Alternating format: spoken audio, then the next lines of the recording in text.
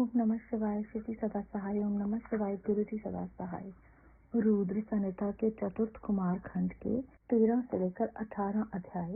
शिवा का अपनी मैल से गणेश को उत्पन्न करके द्वारपाल पद पर नियुक्त करना। गणेश द्वारा शिव जी के रोके जाने पर उनका शिव गणों के साथ भयंकर संग्राम।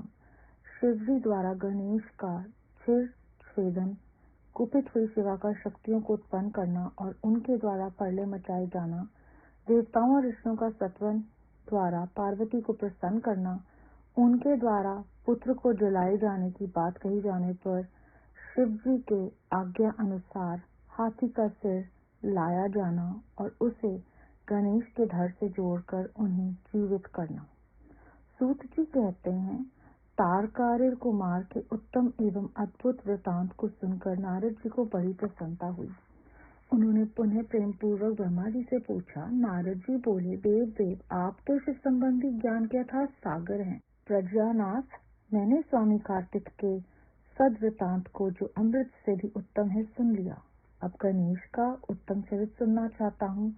आप उनका जन्म वृतांत तथा दिव्य चरित्र, जो संपूर्ण मंगलों के लिए भी मंगल स्वरूप है, वर्णन कीजिए। सूत जी कहते हैं, महामुनि नारद का ऐसा वचन सुनकर ब्रह्मा जी का मन हर्ष से गदगद हो गया। वे शिव जी का स्मरण करके बोले। ब्रह्मा जी ने कहा, नारद, पहले जो मैंने विधि पूर्वक गणेश की उत्पत्ति का वर्णन किया था कि शनि की दृष्टि पड़ने से गणेश का मस्तक कट गया था, तब उस पर हाथी का मुख लगा दिया गया था, वह कल्पांतर की कथा है। अब श्वेत कल्प में घटित हुई गणेश की जन्म कथा का वर्णन करता हूँ, जिसमें कृपालु शंकर ने ही उनका मस्तक काट लिया था। मुनि, इस विषय में तुम्हें संदेह नहीं करना चाहिए, क्योंकि भगवान शंभु कल्याणकारी, सृष्टिकर्ता और सबके स्वामी हैं। वे ही सगुण और निर्गुण भी हैं। उन्हीं की लीला से सारे विश्व की सृष्टि, रक्षा और विनाश होता है।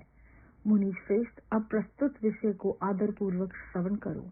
एक समय पार्वती जी की जया विद्या नाम वाली सखियां उनके पास आकर विचार करने लगी। सखी, सभी गण रुद्र के हैं। नंदी, भृगु आदि जो हमारे हैं, वे भी शिव के ही आज्ञा पालन में तत्पर रहते हैं। जो असंख्य प्रमुख गण हैं, उनमें भी हमारा कोई नहीं है। वे सभी शिवाज्ञापरायण होकर द्वार पर खड़े रहते हैं। यद्यपि वे सभी हमारे भी हैं, तथापि उनसे हमारा मन नहीं मिलता। अतः पाप रहते आपको भी हमारे लिए एक गण की रचना करनी चाहिए। ब्रह्मा जी कहते हैं, मुनि, जब सखियों ने पार्वती जी से ऐसा सुंदर वचन कहा, तब उन्होंने उसे हितकारक माना और वैसा करने का विचार भी किया। तदनंतर किसी समय जब पार्वती जी स्नान कर रही थी, तब सदाशिव नंदी को डरा धमकाकर घर के भीतर चले आए। शंकर जी को आते देखकर स्नान करती हुई जगनजननी पार्वती उठकर खड़ी हो गई। उस समय उनको बड़ी लज्जा आई, वे आश्चर्यचकित हो गई। उस अवसर पर उन्होंने सखियों के वचन को हितकारक तथा सुखप्रद माना। उस समय ऐसी घटना घटित होने पर परमाया परमेश्वरी शिव पत्नी पार्वती ने मन में ऐसा विचार किया कि मेरा कोई एक ऐसा सेवक होना चाहिए जो परम शुभ, कार्य कुशल और मेरी ही आज्ञा में तत्पर रहने वाला हो, उससे तनिक भी विचलित होने वाला न हो।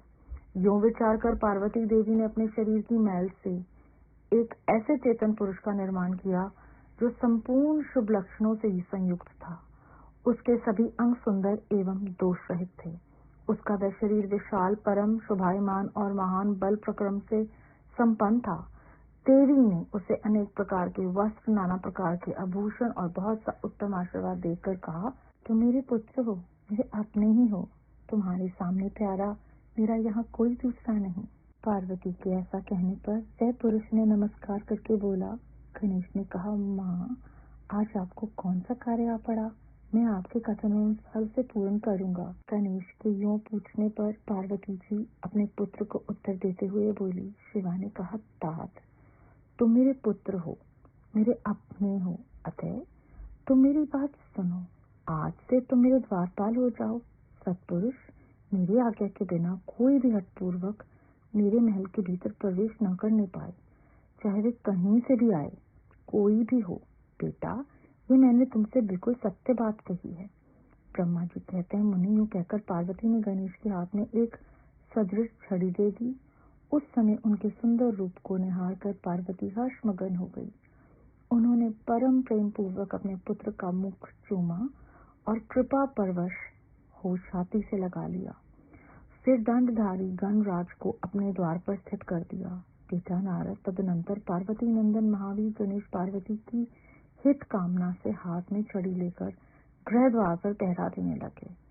उधर शिवा अपने पुत्र गणेश को अपने दरवाजे पर नियुक्त करके स्वयं सखियों के साथ स्नान करने लगी। मुनिश्रेष्ठ उसी समय भगवान शिव, जो परम कौतिकी तथा नाना प्रकार की लीलाएं रचने में निपुण है, द्वार पर आ पहुंचे। गणेश उन पार्वती पति को पहचानते तो नहीं थे, अतः बोल उठे, देवी, माता की आज्ञा के बिना तो अभी भीतर ना जाओ। माता स्नान करने बैठ गई हैं। तुम कहाँ जाना चाहते हो? इस समय यहाँ से हट जाओ। यूं कहकर गणेश ने उन्हें रोकने के लिए छड़ी हाथ में ले ली। उन्हें ऐसा करते देख शिव जी बोले, मूर्ख, तू किसे रोक रहा है? दुर्बुद्धे, क्या तू मुझे नहीं जानता? मैं शिव के अतिरिक्त और कोई नहीं। फिर महेश्वर के गण उसे समझाकर हटाने के लिए वहां आए और गणेश से बोले, सुनो, हम मुख्य शिवगण ही द्वारपाल हैं और सर्वव्यापी भगवान शंकर की आज्ञा से तुम्हें हटाने के लिए यहाँ आए हैं। तुम्हें भी गण समझकर हम लोगों ने मारा नहीं है, अन्यथा तुम कब के मारे गए होते। अब कुशल इसी में है कि तुम स्वतः ही दूर हट जाओ। क्यों व्यर्थ अपनी मृत्यु बुला रहे हो? ब्रह्मा जी कहते हैं, मुने यूं कहे जाने पर भी गिरिजानंदन गणेश निर्भय ही बने रहे। उन्होंने शिवगणों को फटकारा और दरवाजे को नहीं छोड़ा। तब उन सभी शिवगणों ने शिव जी के पास जाकर सारा वृतांत उन्हें सुनाया। मुने उनसे सब बातें सुनकर संसार के गति स्वरूप अद्भुत लीला विहारी महेश्वर अपने उन गणों को डांटकर कहने लगे। महेश्वर ने कहा, गणों, यह कौन है जो इतना उच्छृंखल होकर शत्रु की भांति बक रहा है? इस नवीन द्वारपाल को दूर भगा दो। तुम लोग नपुंसक की तरह खड़े होकर उसका वृतांत मुझे क्यों सुना रहे हो?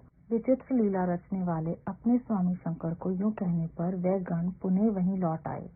तदनंतर गणेश द्वारा पुनः रोके जाने पर शिवजी ने गणों को आज्ञा दी कि तुम पता लगाओ ये कौन है और क्यों ऐसा कर रहे हैं। गणों ने पता लगाकर बताया कि ये श्री गिरिजा के पुत्र हैं तथा द्वारपाल के रूप में बैठे हैं। तब लीला पूर्वक शंकर ने विचित्र लीला करनी चाहिए तथा अपने गणों का गर्व भी गलित करना चाहा। इसीलिए गणों को तथा देवताओं को बुलाकर गणेश जी से भीषण युद्ध करवाया, पर वे कोई भी गणेश को पराजित न कर सके। तब स्वयं शूलपाणी महेश्वर आए। गणेश जी ने माता के चरणों का स्मरण किया। तब शक्ति ने उन्हें बल प्रदान कर दिया। सभी देवता शिव जी के पक्ष में आ गए। घोर युद्ध हुआ। अंत तो गत्वा स्वयं शूलपाणी महेश्वर ने आकर त्रिशूल से गणेश जी का सिर काट दिया। जब यह समाचार पार्वती जी को मिला तब वे क्रुद्ध हो गई और बहुत सी शक्तियों को उत्पन्न करके उन्होंने बिना विचारे उन्हें प्रलय करने की आज्ञा दे दी। फिर तो शक्तियों के द्वारा प्रलय मचाई जाने लगी। उन शक्तियों का वह ज्वालायमान तेज सभी दिशाओं को दग्ध सा किया डालता था। उसे देखकर वे सभी शिवगण भयभीत हो गए और भाग कर दूर जा खड़े हुए। मुनि, इस समय तुम दिव्य दर्शन नारद वहां आ पहुंचे। तुम्हारा वहां आने का अभिप्राय देवगणों को सुख पहुंचाना था। तब तुमने मुझ देवताओं सहित शंकर को प्रणाम करके कहा कि इस विषय में सबको मिलकर विचार करना चाहिए। तब वे सभी देवता मुझ महामान के साथ सलाह करने लगे कि इस दुख का शमन कैसे हो सकता है। फिर उन्होंने यही निश्चय किया कि जब तक गिरिजा देवी कृपा नहीं करेंगी तब तक सुख नहीं प्राप्त हो सकेगा। अब इस विषय में और विचार करना व्यर्थ है। ऐसी धारणा करके तुम्हारे सहित सभी देवता और ऋषि भगवती शिवा के निकट गए और क्रोध की शांति के लिए उन्हें प्रसन्न करने लगे। उन्होंने प्रेम पूर्वक उन्हें प्रसन्न करते हुए अनेकों स्तोत्रों द्वारा उनकी स्तुति करके बारंबार उनके चरणों का में अभिवादन किया। फिर देवगण की आज्ञा से ऋषि बोले। देव ऋषियों ने कहा, जगदम्बे, तुम्हें नमस्कार है। शिव पत्नी, तुम्हें प्रणाम है। चंडिके, तुम्हें हमारा अभिवादन प्राप्त हो। कल्याणी, बारंबार प्रणाम है। अम्बे, तुम ही आदि शक्ति हो। तुम ही सदा सारी सृष्टि की निर्माण कर्त्री, पालिका शक्ति और संहार करने वाली हो। देवेशी, तुम्हारे कोप से सारी त्रिलोकी की विकल हो रही है, अतः अप्रसन्न हो जाओ और क्रोध को शांत करो। देवी, हम लोग तुम्हारे चरणों में मस्तक झुकाते हैं। ब्रह्मा जी कहते हैं, नारद, यूं तुम सभी ऋषियों द्वारा स्तुति किए जाने पर भी परा देवी पार्वती ने उनकी ओर क्रोध भरी दृष्टि से देखा, किंतु कुछ कहा नहीं। तब उन ऋषियों ने पुनः उनके चरण कमलों में सिर झुकाया और भक्ति पूर्वक हाथ जोड़कर पार्वती जी से निवेदन किया। ऋषियों ने कहा, देवी, अभी संहार होना चाहता है, अतः क्षमा करो अम्बिके। तुम्हारे स्वामी शिव भी तो यही सच है, तनिक उनकी ओर भी तो दृष्टिपात करो। हम लोग, ये ब्रह्मा विष्णु आदि देवता तथा सारी प्रजा सब तुम्हारे ही हैं और व्याकुल होकर अंजलि बांधे तुम्हारे सामने खड़े हैं। परमेश्वरी, इन सबका अपराध क्षमा करो शिवे, अब इन्हें शांति प्रदान करो। ब्रह्मा जी कहते हैं, मैंने सभी देव ऋषियों कहकर अत्यंत दीन भाव से व्याकुल हो हाथ जोड़कर चंडिका के सम्मुख खड़े हो गए। उनका ऐसा कथन सुनकर चंडिका प्रसन्न हो गई, उनके हृदय में करुणा का संचार हो आया। तब वे ऋषियों से बोली। देवी ने कहा, ऋषियों, यदि मेरा पुत्र जीवित हो जाए और वह तुम लोगों के मध्य पूजनीय मान लिया जाए तो संहार नहीं होगा। जब तुम लोग उसे सर्वाधीश का पद प्रदान कर दोगे तभी सभी लोग में शांति हो सकती है, अन्यथा तुम्हें सुख नहीं प्राप्त हो सकता। ब्रह्मा जी कहते हैं, पार्वती के यूं कहने पर तुम सभी ऋषियों ने उन देवताओं के पास आकर सारा वृतांत कह सुनाया। उसे सुनकर इंद्र आदि सभी देवताओं के चेहरे पर उदासी छा गई। वे शंकर जी के पास गया, हाथ जोड़कर उनके चरणों में नमस्कार करके सारा समाचार निवेदन कर दिया। देवताओं का कथन सुनकर शिव जी ने कहा, ठीक है, जिस प्रकार सारी त्रिलोकी को सुख मिल सके वही करना चाहिए। अतः आप उत्तर दिशा की ओर जाना चाहिए और जो जीव पहले मिले उसका सिर काटकर उस बालक के शरीर पर जोड़ देना चाहिए। ब्रह्मा जी कहते हैं, मुने तदनंतर शिव जी की आज्ञा का पालन करने वाले उन देवताओं ने ये सारा कार्य संपन्न किया। उन्होंने उस शिशु शरीर को धो पोंछ कर विधिवत उसकी पूजा की। फिर वे उत्तर दिशा की ओर गए। वहां उन्हें पहले दांत वाला एक हाथी मिला। उन्होंने उसका सिर लाकर उसके शरीर पर जोड़ दिया। हाथी के उस शरीर को संयुक्त कर देने के पश्चात सभी देवताओं ने भगवान शिव आदि को प्रणाम करके कहा कि हम लोगों ने अपना काम पूरा किया, अब जो करना शेष है उसे आप लोग पूर्ण करें। ब्रह्मा जी कहते हैं, तब शिवाज्ञा पालन संबंधी देवताओं की बात सुनकर सभी देवों और पार्षदों को महान आनंद हुआ। तत्पश्चात ब्रह्मा विष्णु आदि सभी देवता अपने स्वामी निर्गुण स्वरूप भगवान शंकर को प्रणाम करके बोले, स्वामिन, आप महात्मा के जिस तेज से हम सभी उत्पन्न हुए हैं, आपका वही तेज वेद मंत्र के अभियोग से इस बालक में प्रवेश करे। इस प्रकार सभी देवताओं ने मिलकर वेद मंत्र द्वारा जल को अभिमंत्रित किया। फिर शिव जी का स्मरण करके उस उत्तम जल को बालक के शरीर पर छिड़क दिया। उस जल का स्पर्श होते ही वह बालक शिवेच्छा से शीघ्र ही चेतना युक्त होकर जीवित हो गया और सोए हुए की तरह उठ बैठा। वह सौभाग्यशाली बालक अत्यंत सुंदर था। उसका मुख हाथी का सा था, शरीर का रंग हरा लाल था, चेहरे पर प्रसन्नता खिल रही थी, उसकी आकृति कमनीय थी और उसकी सुंदर प्रभा फैल रही थी। मुनीश्वर पार्वती नंदन उस बालक को जीवित देखकर वहां उपस्थित सभी लोग आनंद मग्न हो गए और सारा दुख विलीन हो गया। तब हर्ष विभोर होकर सभी लोगों ने उस बालक को पार्वती जी को दिखाया। अपने पुत्र को जीवित देखकर पार्वती जी परम प्रसन्न हुई। अध्याय 13 से 18 समाप्त। इस अध्याय में बहुत सारी गुणीय बातें हैं। सबसे पहले कि गणेश जी की जन्म कथा के शुरुआत में इस अध्याय में उन्होंने कहा है कि वो खुद ही गणेश जी का उन्होंने सिर काटा, क्योंकि हमें उनकी किसी भी जो भी वो लीला करते हैं उस पर संदेह नहीं करना चाहिए। वो जो भी करते हैं वो सृष्टि के कल्याण के लिए करते हैं। वो सरगुण भी हैं और निर्गुण भी हैं। उसके पश्चात पार्वती जी की जो सखियां हैं जया विजया, वो उनके दिमाग में डालती हैं कि सभी तो शिव जी के गण हैं, वो सभी उनकी आज्ञा मानते हैं, हमारे लिए भी आप कोई गण की रचना कीजिए। अब यहाँ पर थोड़ा थोड़ा जो है वो स्वार्थ आ रहा है, यहाँ एक ऐसा विचार आ रहा है जिसमें हम एकता से दूर जा रहे हैं। तो उसी वजह से सबको सिखाने के लिए परमात्मा ने ये सब लीला रची। और मात्र प्रेम कितना ज्यादा माया में डालता है। माँ पार्वती जो समस्त जगत की माता हैं, उन्होंने जब अपने पुत्र को खोया तो उन्होंने सारी सृष्टि को संहार करने वाली शक्ति का निर्माण किया और क्रोध में ये कार्य किया। तो देखें, हम जब हम माया में फंस जाते हैं और हमें 5 विकार आकर दबा लेते हैं, हम मनुष्यों की तो बिसात ही क्या है। तो क्रोध आने पर हम सब अपने पर काबू खो देते हैं और जो लोगों के अहित में होता है वो हमसे जाने अनजाने में हो जाता है।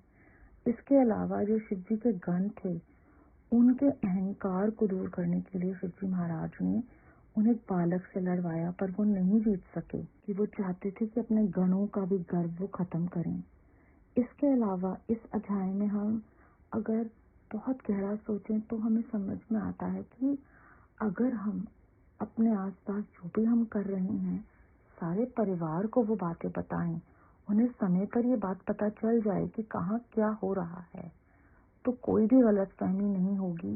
ये एक लौकिक सीख है जो हमें इस अध्याय में मिलती है। और जब ऋषियों ने वहां जाकर अपने अपराध के लिए क्षमा मांगी तो शांति प्रदान करने की प्रार्थना की, वो तो करुणा से भरी हुई है। उन्होंने ऋषियों से कहा कि ठीक है, मैं मानती हूँ, लेकिन मेरे बेटे को सर्वाध्यक्ष का पद प्रदान करो, उसे पुनः जीवित करें, तभी सुख प्राप्त हो सकता है, नहीं तो नहीं। तो ये सब कुछ जाकर उन्होंने देवताओं को बताया। देवताओं ने शिव जी के पास जाकर हाथ जोड़कर निवेदन किया, तो शिव जी महाराज तो भक्त वत्सल हैं और सबके सुख के लिए वो कुछ भी कर सकते हैं। तो उन्होंने कहा कि उत्तर दिशा में जाओ, जो पहला प्राणी मिले उसका सिर काटकर इसके शरीर पर लगाओ। और जब उनकी कृपा हुई तो गणेश जी ऐसे उठ गए जैसे कोई सोकर उठा हो। तो यहाँ पर फिर एक गहरा जो हमें शिक्षा मिलती है कि प्राण, श्वास, सब कुछ परमात्मा के हाथ में है। वो जब जिस पे प्रसन्न होते हैं उसे उसी प्रकार का जो वरदान दे देते हैं। और इस प्रकार उन्होंने इस अध्याय में हमें फिर से बताया है कि एक पल में वो अपनी लीला से कुछ भी सिखा सकते हैं। और जब ये सब कुछ हुआ तो पार्वती माता प्रसन्न हो गई। तो माँ जो है उसका जो प्रेम है वो माया में क्या क्या नहीं करवा देता। इस अध्याय में हमने ये जाना। जब स्वयं देवी पार्वती जी के साथ ये सब कुछ हुआ तो हम सब तो कहें क्या।